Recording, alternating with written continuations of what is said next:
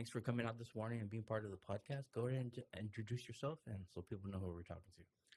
Morning, Robert.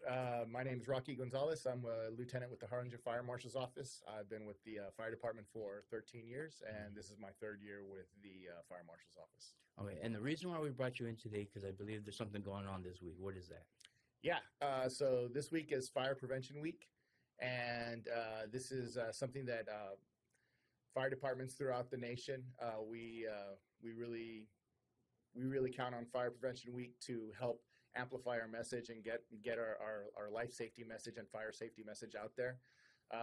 So Fire Prevention Week started as a response to the Great Chicago Fire of 1871. And in 1922, President Calvin Coolidge that's when he started Fire Prevention Week. And so we use this opportunity to, go and talk to students at schools. We do a lot of national night outs. There's fire fests. There's all sorts of things that we use in order to try to get the message out there so that both young kids and adults as well can know what to do in case they're in an emergency situation. Okay, and I've seen a lot of events this week with the fire prevention, and you guys have a theme every year, or is it just year that it has a theme for? Yes, every year there is a theme, and that theme is usually generated by the NFPA, the National Fire Protection Association, and this year it's Charge into Fire Safety. And it's all about lithium-ion batteries and how to be safe with those. Oh, okay. So when you guys do presentations, you give education about how to dispose those and stuff like that? Absolutely. So with lithium-ion batteries, one of the features of lithium-ion batteries is that they can go into what's called thermal runaway. And so if they get too hot or too cold, or if they're damaged in some way, they essentially overheat, and that can start a fire, or sometimes they can even explode. So the message this year is to be safe with your lithium-ion batteries. Basically, any device that you have that is rechargeable is usually going to be a lithium-ion battery. So 3 things that you can do to be safe with those is make sure you always use a listed cord. Right, you don't want to use the $3 cord that you got at the corner store, right? Oh, okay. You want to use a listed cord, so that means UL listed, that sort of thing. Okay. The next thing you want to do is you want to make sure you always charge your device on a hard, flat surface, right? Don't charge it on your sofa. Don't charge it on your bed. Definitely don't charge it underneath your pillow at night while you're sleeping, because now you're giving it something flammable. So if it should start to overheat, then it can take off from there. And then the last thing you want to do is you want to make sure that you do recycle your batteries and you do turn them into authorized places. You don't want to just throw them in the trash. Well, you said authorized places. Is there any locations here in Harlingen that people can turn those batteries? So the biggest one is like Home Depot. Home Depot and Lowe's, those types of places. I'm not sure about Harbor Freight, but I would imagine that it's possible there. But since they sell them. Yeah. Okay. But Home Depot and Lowe's are going to be your best bets.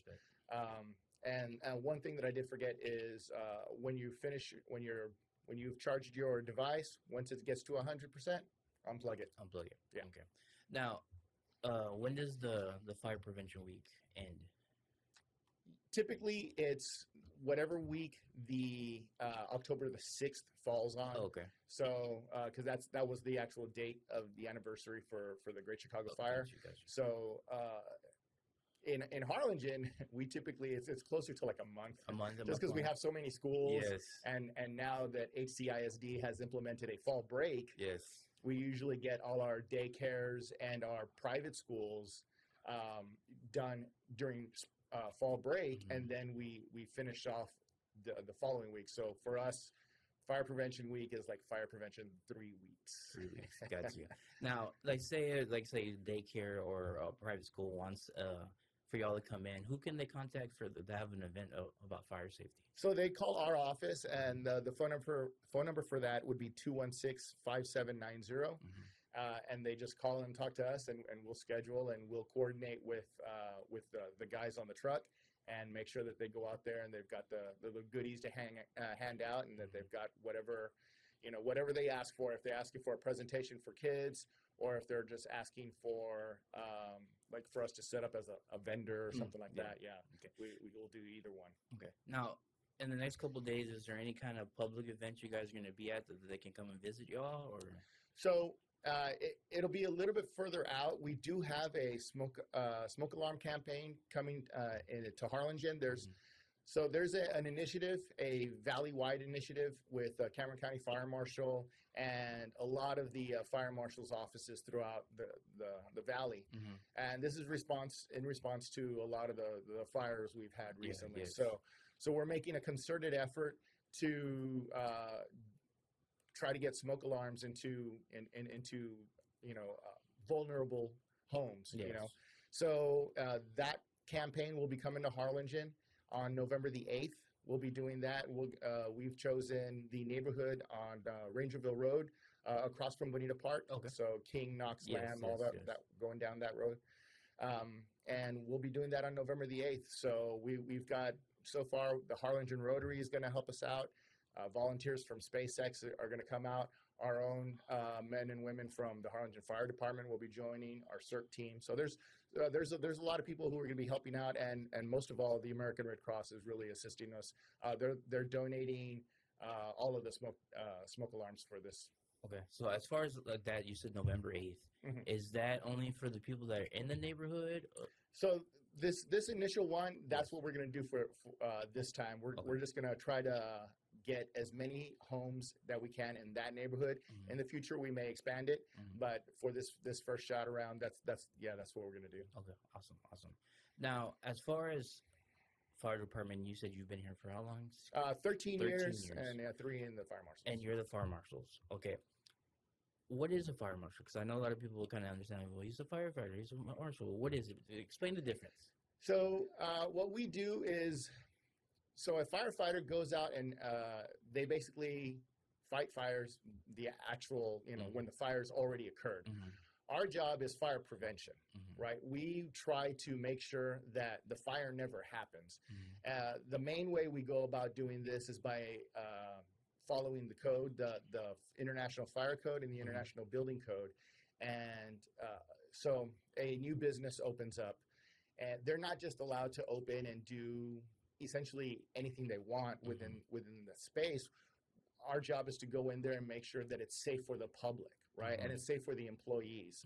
So if the space requires a fire alarm or a sprinkler, or if it's a restaurant and it has a kitchen suppression system, we're going in there and making sure that it's being done correctly, right? Because those types of systems, we want to make sure that they're engineered correctly and that they operate the way that they're supposed to when there is an emergency. And if they don't, then that's what can cause loss of life. Yes, got you.